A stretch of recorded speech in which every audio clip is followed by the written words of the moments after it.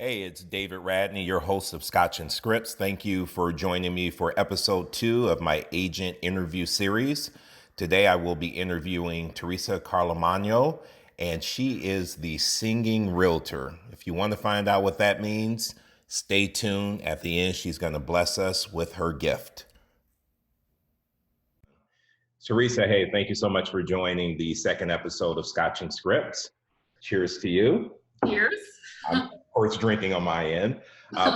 I'm so happy to have you. I've always wanted to sit down with you and have an in-depth conversation about you and your career in real estate. And so I have a list of questions that I actually wrote down that I'd love to cover with you. First of all, Theresa, tell me the proper way to pronounce your last name. Proper way? Carlomagno. One more time. Carlomagno. It's actually Carlomagno. translated, to Charles the Great. I think Charlemagne. I love it. Charlemagne. Okay. I follow a guy. Do you know Charlemagne the God? I've heard of him. Yeah. Okay. I listened to his radio show. Fair enough. Okay. So how long have you been in the real estate business? So I got my license in 2017. So okay. Like 2.5 years. Yeah. Okay. And what got you into the industry? Good question. So my father and I had always been into real estate. We have a property in town, etc. Okay. And it was always a means for us building our, financial independence. And for me, I was always a people person. Okay. So it's the natural fit. Go out there and sell other people's houses, and we'll all help each other, get to that point of financial freedom and independence. I love that. Not so far. You just said something I find very interesting, that you've always been a people person. And It always surprises me when I meet real estate agents who don't like working with people. And I don't think they really understand that this is a people business. And we have to be comfortable talking to people, having difficult conversations with people, and putting ourselves out there and not being a secret agent, but letting people know who we are and what we do. Right, taking pride in that, not trying to hide behind a wall. Oh, yeah, I'm a real estate agent. Gotcha. I understand that. Yeah. Speaking on having pride, I mean, you should be really proud of yourself. You've been doing really well with your business this year. Starting out, what were some of the biggest challenges for you in the industry? So I think more than anything, it was my own personal mindset. Okay. You drunk monkey? Yes, Okay. Your Keller Williams term for self-doubt. Yeah. Mm-hmm. For me, it was just the age. I didn't think people would take me seriously, 1. Okay. 2, I've always been raised to believe, you put in the hard work and there is a light at the end of the tunnel. Okay. But so many people get stuck in the middle of that tunnel and never see that light. Gotcha. And so I was just like convincing myself and other people in my life too, that helped me with the scripts. Okay. But hey, there's a light there. Just keep walking. Just keep walking. So you felt because of your age, people may not give you an opportunity. What was the truth though? Once you got out there and started working, how did people receive you? Yeah, so the truth was I had to learn to be comfortable in my own skin. That was first and foremost. And once I came to the realization that, at that time I was 19. Yeah, I'm 19, and people associate a 19-year-old with immaturity. But I'm going to be the exception. And I'm going to show them how wonderful it is to work with me, because I don't have other obligations that people do. This is my passion. And I'm technologically savvy. So you should be honored to work. Sure. So when you start off your day, Theresa, what are some of the most important activities on your calendar when you start your day? Well, that's an excellent question for more than one reason. Okay. I would say the most important real estate activities are the income producing ones, right? The ones where we sit down, block that time, and call the people that we need to be reaching out to. Okay. Call and email, text, etc. Some method of contact. Okay. Real estate. What I think is so undervalued in this real estate industry, and definitely the mindset is kind of shifting, is the personal growth. Okay. In the beginning, I was so focused on just getting the numbers and the scripts and all of the exterior things that I didn't focus on the interior. I understand. Yeah. So, I mean, if you want to expound more on that, we I can. actually was going to say, can you speak a little bit more about that? Absolutely, yeah. So for me, it was the idea that I had to just be so productive. And I found that I left no time for myself. So the things I loved doing, you Yes. know, whether that was just sitting down and playing the Moonlight Sonata, Right. it wasn't making me money, so I just let it go by the wayside. Of course. Or cooking a meal, you know, for the family, which I love, you know, creating things. And when I finally realized that's what I need to be doing to feel fulfilled, that's when the business started to really take I off. love that. I love that. So, you know, our schedule is so important, and you and I have had this conversation before. I believe that when you're creating your calendar for the year, Mhm. put in your family activities first, what's important to you first. And then you add in all the conferences that are important, things that you want to go to education wise to help you become a better agent and develop yourself. And then you build your business around that when you lead generate, when you go on appointments, when you hold open houses, etc. And so if I looked at your schedule today and I had you open up your calendar and show me your schedule, would I see your personal life planned out? Would I see cooking dinners and sitting down and playing music and singing on your calendar? For sure, yeah. So I have this great planner. It's about yay high, Okay, and it allows you to schedule everything in 15-minute increments. awesome. Now, I'm a human and I don't always stick with those 15-minute increments, but what helps is like the little reminder on the phone. Of course. And I'm like, oh, next task. Yes, yes, yes. That helps. That is helpful. And so, you know, Pareto's rule, the 80-20 rule. What's your top 20%? What are you doing every day in your top 20% when it comes to real estate to help you grow your business? What are you doing? So that's reaching out to expireds first thing in the morning. Okay. All right. The for sale by owners as well. Okay. If, you know, if I need a bulk of leads. Okay. And it's also getting out into the community, which I think is so undervalued and understressed. And only really the top producers understand this, the importance of this. I'm going to use something I heard a mortgage broker say to me. Tell me. It's more about visibility Okay. or ability. And he's like, Theresa, you're strengthening your skills. You got all this polish, but do you have anybody to present it to? And that really made a bell ring in my head. Absolutely, it does. Yeah. Wow. So it's interesting. It's about visibility, not ability. And one thing I think of when I think of you, I mean, your hashtag is the singing realtor. And for those of you guys who don't know, we have an opera singer here in our presence, and your voice, when I heard you sing, 2 weeks ago, a week and a half ago, it was the first time I literally had chills. That means your voice is amazing, and I'm hoping later on today you'll bless us with a song. Of course. However, what I will tell you is that I follow a guy named Gary Vaynerchuk, and I'm constantly bringing his name up because what he's talking about in our business is so relevant. He talks about being the digital mayor of the towns that we live in and going out every day and meeting business owners, meeting principals and teachers at the school, meeting people who live there.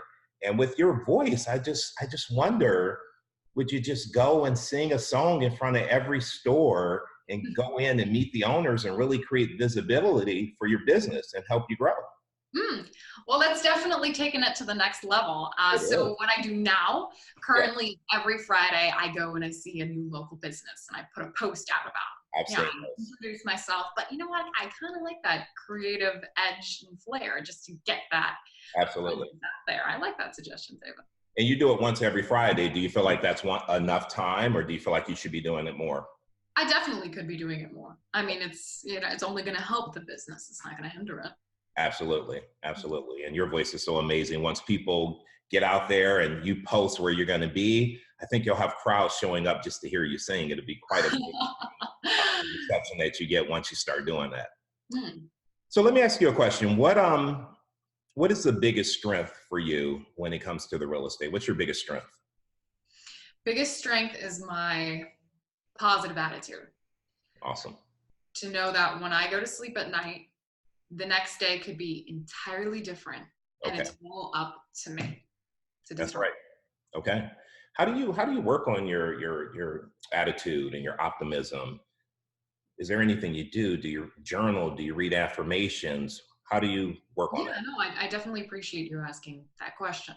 For me, it's so important what I feed my mind. So the first thing I really realized I needed to do was cut out TV. I Hmm. disconnected it. Like it's a non-existent thing in our house now. Wow. Yeah. Okay. And then I really started reading because Okay. I liken the mind to a garden. If Hmm. you don't plant the right flowers and you don't water them, what's going to show up? Gotcha. Weeds, right?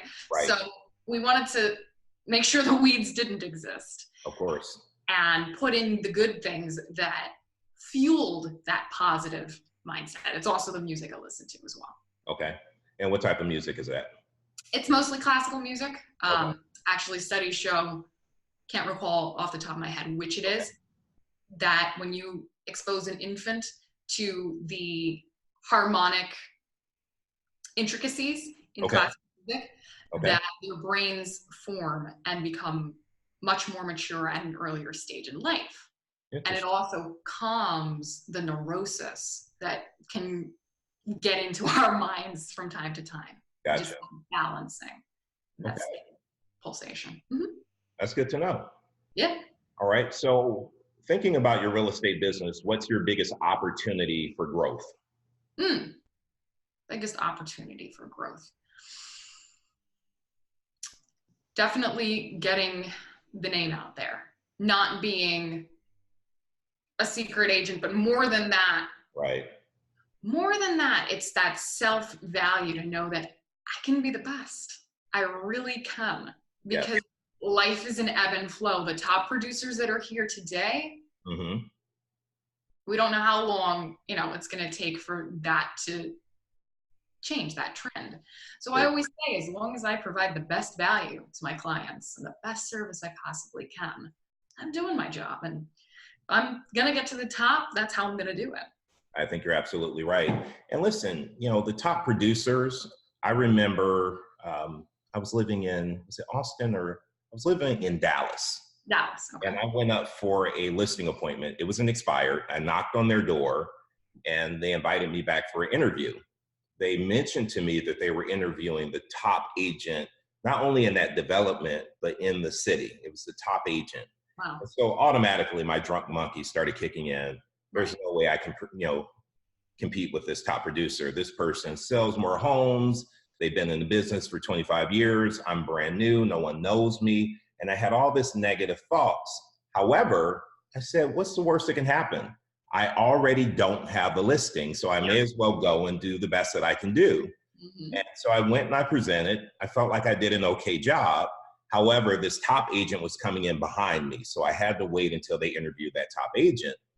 I got a call, and they decided to list their home with me. And here's why. Yeah, it was a huge listing too, 100%. This top agent was so disrespectful. He was so cocky because he was number one and he had sold so many homes in the area. He started answering his phone in the middle of the listing presentation. And that just completely turned them off. Of course. And so, I look at top agents differently after that experience, because you never know how people view them and what their reputation is.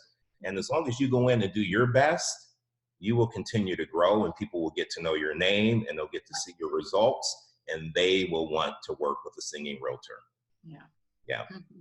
So speaking of working with you, what's your USP? What's your unique selling proposition? If a seller said to you, Theresa, I'm thinking of working with you, why should I hire you for the job of selling my home? What would your USP be?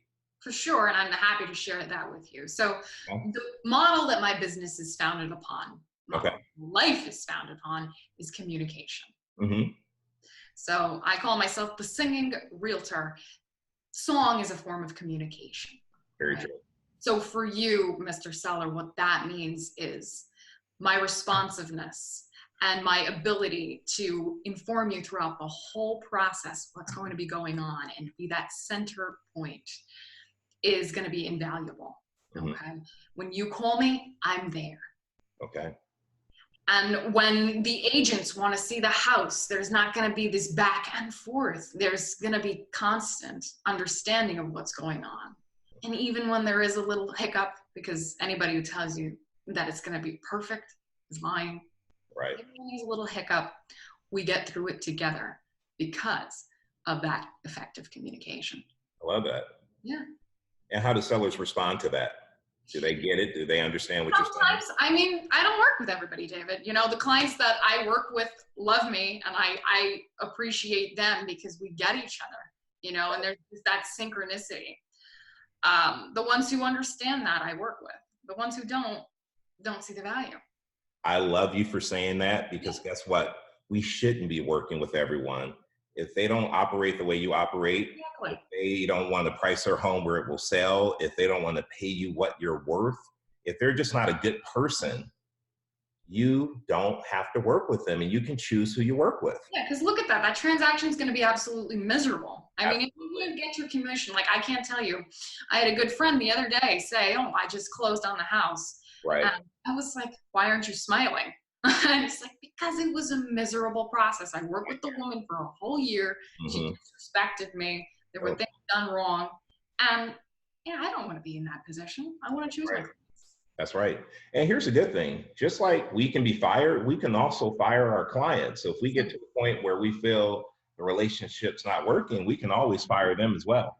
It's a hard thing to do because you made the initial decision to work with them in the first place. Yes, yes. However, you know, if it's getting to a point where they're being disrespectful and it's just not working, you're better to walk away than just to be miserable. Yeah. I'd rather see you have those standards in your business. I have those standards in mine, and I love everyone to have those same standards in their business as well. For sure. So one big thing with us being able to walk away from business is having a pipeline that's filled. If we have listings, if we have new listings that are coming on, then we don't feel that pressure to take listings that we probably shouldn't be taking. And so with that being said, what's your goal as far as listings taken that you want to take every month? Do you have a number set up? Are you hitting that number?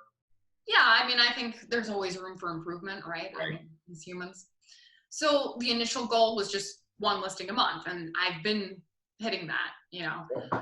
So now it's definitely just about filling that pipeline, because filling the pipeline. I'm going to divert off the subject for a second, but I think it's important. Yes, please.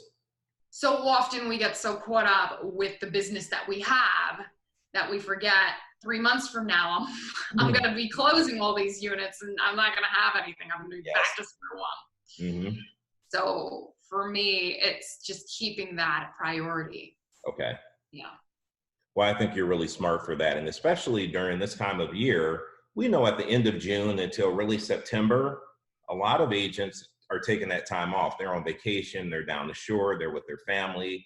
And we also know that like right after Halloween, all the way through the first of the year, everybody's ghosted. No one's around and working. And so when we spend those key times on the phone, we are building up our pipeline. We're keeping people around us who are looking to sell this month, next month, 3 months out. Yeah, top of mind. That's what it is. I love it. I love that you're doing that. Tell me one thing that you did not know when you started real estate that you wish you had known. There's a lot of things I did not know. It's one thing to hear somebody tell you something, but it's another to live it yourself. Okay. Give me a second on this one. I did not know the changeability of human nature.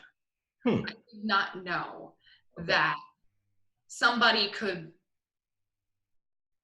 really appreciate you on the outside, offer words of how wonderful you are, but when it comes to a financial decision, they don't even understand themselves. Okay. Yeah. Okay. That's a tough one. Yeah. And so are you speaking of, you know, having maybe met with the seller and you feel like you have good rapport with that seller and they're saying all these complimentary things to you, and however, when it's time for them to make a decision, they go a different route? Is that what you're referring to? Because that's sure. I mean, that's just one manifestation of it, right? I mean, I'm even seeing it in like divorce situations where, you know, these people are just great to each other, you know, been married for 20 years, and now it comes down to the money. And they're brutal. You know, so I hope through my communication and my ability with interacting with other humans, right, some people will be able to see above that. and Okay. just be a little bit more human. All right. So you have been in the business for 2 years, a little over 2 years, correct? Yeah. So first and foremost, congratulations to you, because I'm sure you're aware of this. Over 87% of new agents don't make it past 2 years in the business. So Correct. Yeah. you've already surpassed that hurdle. Congratulations on that. What advice would you give to a new agent that would set them up for success in this business? If they were coming in and you didn't want them to be one of the 87% that didn't make it, what would you tell them to do? Really know why they're in the business. Ooh, big why. Yeah, it's the big why you always talk about. Yeah. But it's crucial whether you're in real estate, whatever profession you're in. Yeah. Humans need a purpose. We do need a purpose. We need a purpose. If we're just going through the day blindly, floating along, yeah, they need a purpose. I understand that. Would you be open to sharing your big why? Yeah, I mean, the big why shifts and changes, and Okay. I think people need to be okay with that. Yeah. Absolutely. As you grow as an individual, you're going to want different things. You're going to want to create different things. Mm-hmm. Yeah. So from the foundation, it was always about financial freedom. Okay. For me, I saw my father in the lawnmower shop, for those of you who don't know my background. Mm-hmm. And I see how hard he's worked. And I see how much effort he's put in for so little return. And I just want to be the one who changes that, who gives that Carlomagno name the right prestige, I suppose. Okay. Okay. I love that. And that's emotion. When you say that, I can feel the emotion behind you saying that. Yeah. What's the saying? Logic makes you think, emotion makes you act. You have emotion behind your big why. So I know you'll hit that goal. And I've seen you work. I've seen you present. You've done your listing presentation with me. I think you're a rock star. And it's just a matter of you taking the time to continue to build your business, right? Compound effects, right. Small daily disciplines. Time will pass. So again, this podcast is called Scotch and Scripts. My Scotch is almost gone. I have some scripting questions for you. What's the best way to learn scripts, in your opinion, and the listing presentation? Best way. So I think it seems overwhelming for anybody who's never attempted it before. Okay. I would say chunking. That's probably the most important. Just take 1 to 4, memorize that. Yes. Through. And then once you have it all together, kind of formulated, yes, run it with people you feel comfortable with.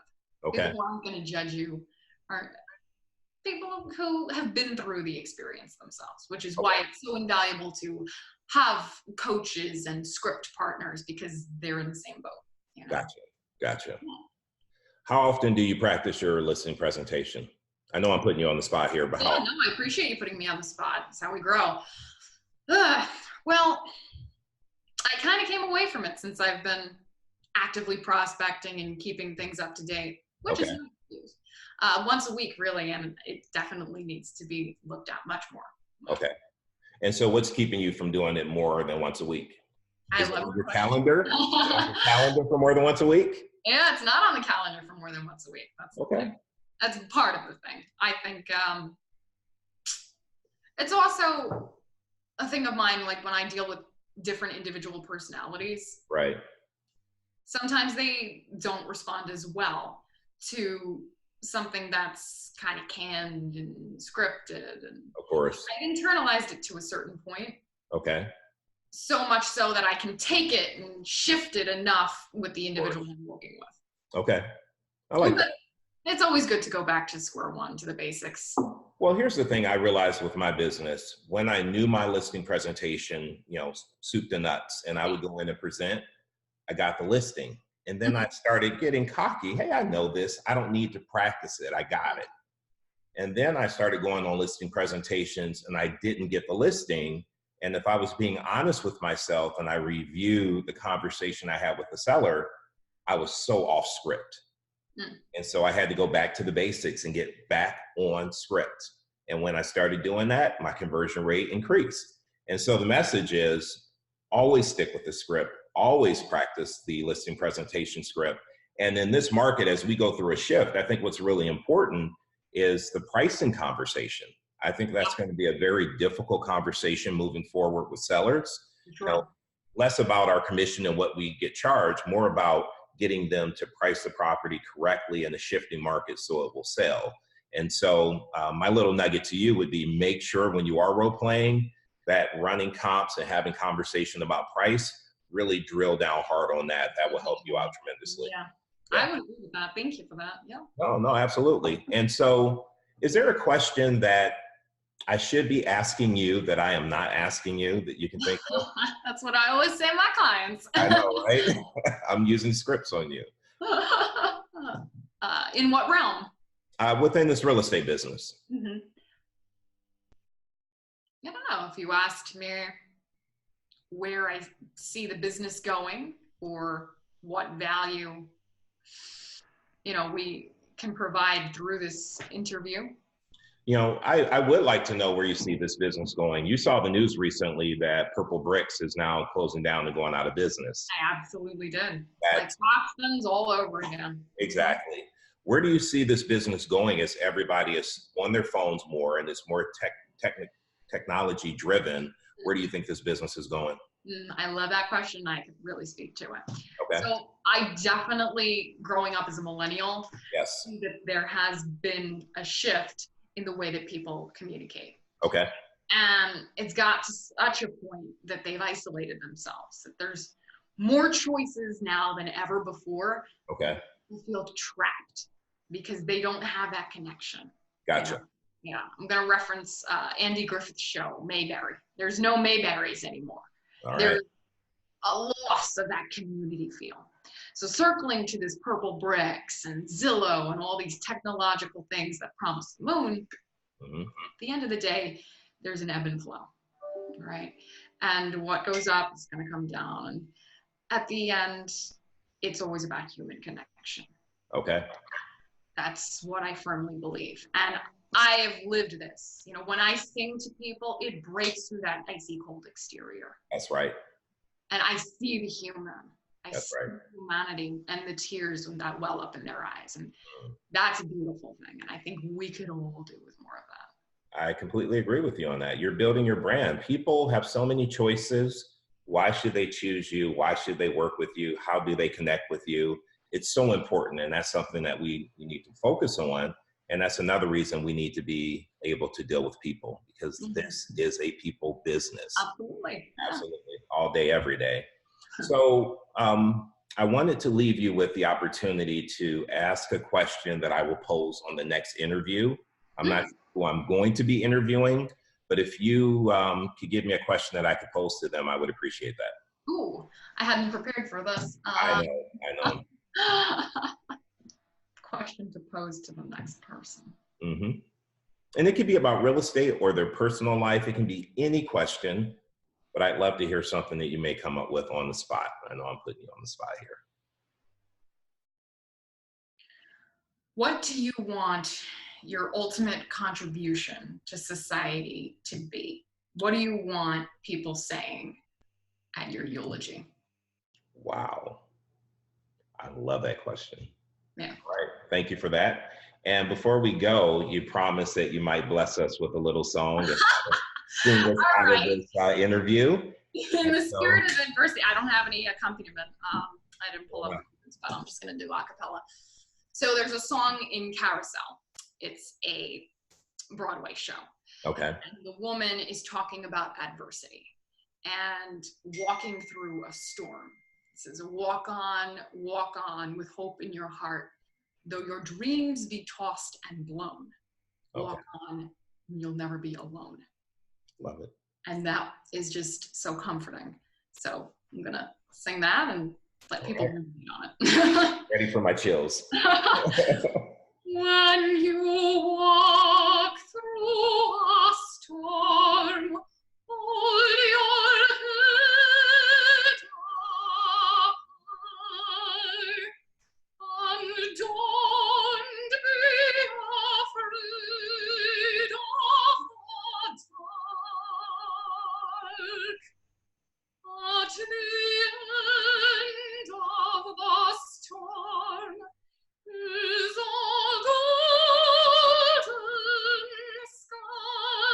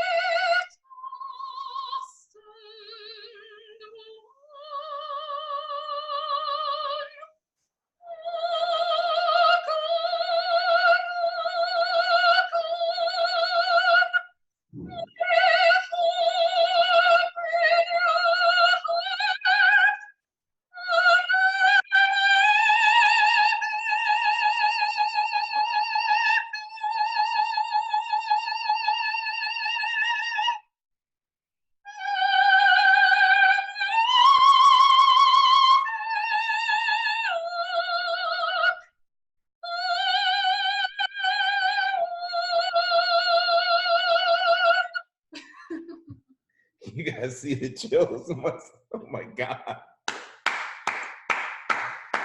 Thank you so much.